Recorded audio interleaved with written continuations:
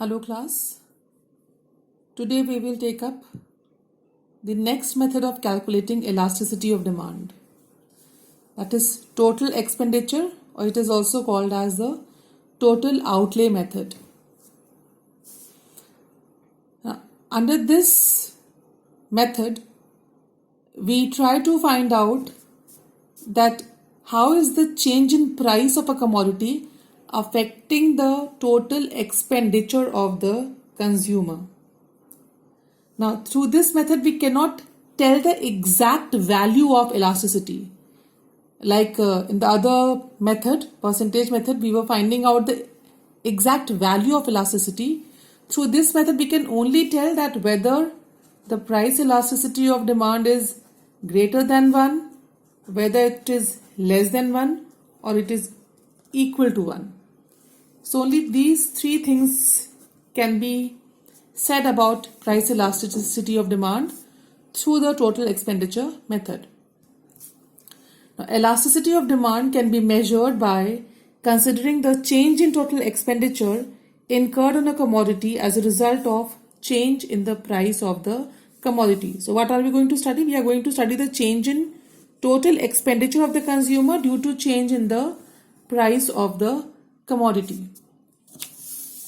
Now there are three conditions.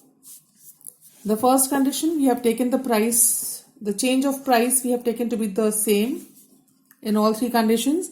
That is, the price is changing from 60 to rupees 50. Now there are certain commodities which will change a lot due to a change in the price. Some will respond lesser and some will have a proportionate change in the demand, quantity demanded.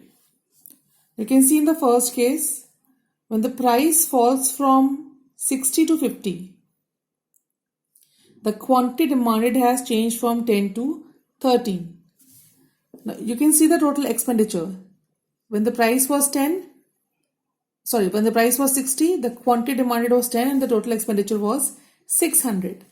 When the price is falling to 50, the quantity demanded has increased to 13. There is a proportionate change in quantity is more than the proportionate change in the price of the commodity. Here the expenditure, even though the price has fallen down, the expenditure has increased to 650. It shows that the demand for the commodity is elastic. So here elasticity of demand is greater than 1. So when the price and expenditure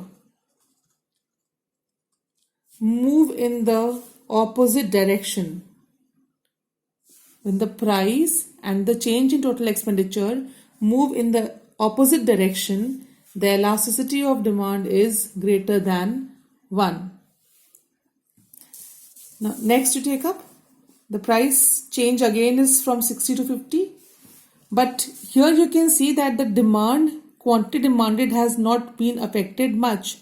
Here the change was 3, but here the change is only of 1 unit. So what happens? Instead of the expenditure increasing, the expenditure would fall. When the price was 60, quantity was 10 and total expenditure becomes 600. Price falls to 50, the quantity does not change much. It has only increased by 1 unit. So the proportionate change in quantity is less than the proportionate change in price. So here the expenditure also has fallen to 550. So here the elasticity of demand is less than 1. So from this you can conclude that if the price and the expenditure move in the same direction, then the elasticity is less than 1. That means if the price is falling, the expenditure is also falling, and if the price rises, the expenditure also rises. In this case, the demand is said to be relatively inelastic. And when there is no change in the expenditure, that means you took 600 rupees with you, whether the price is 60 or 50, you will buy only those that many units of the commodity which fits into your expenditure. You will neither spend less nor will you spend more. So when the expenditure remains the same after change in price, such elasticity of demand is equal to 1.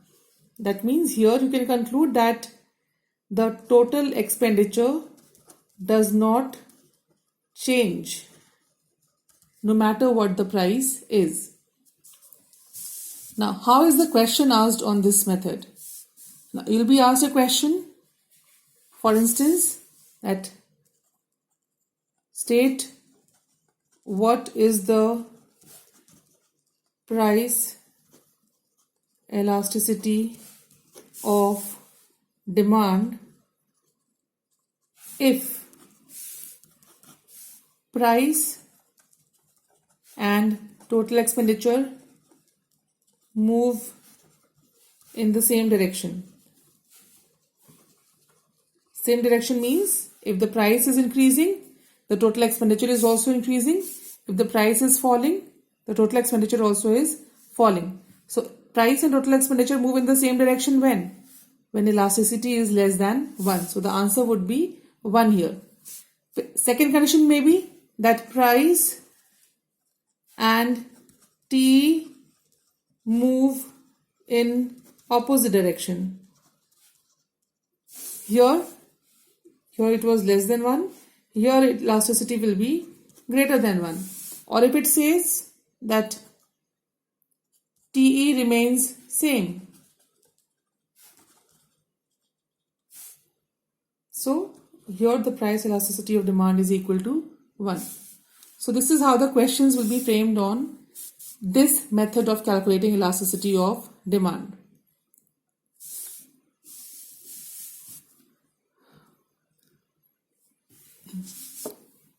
I hope this is clear to you all. There are questions given in your book. Try and solve those questions, and if there is any problem, please revert or add a comment in the comment box. I'll reply to you. Till then, stay safe and take care. Thank you.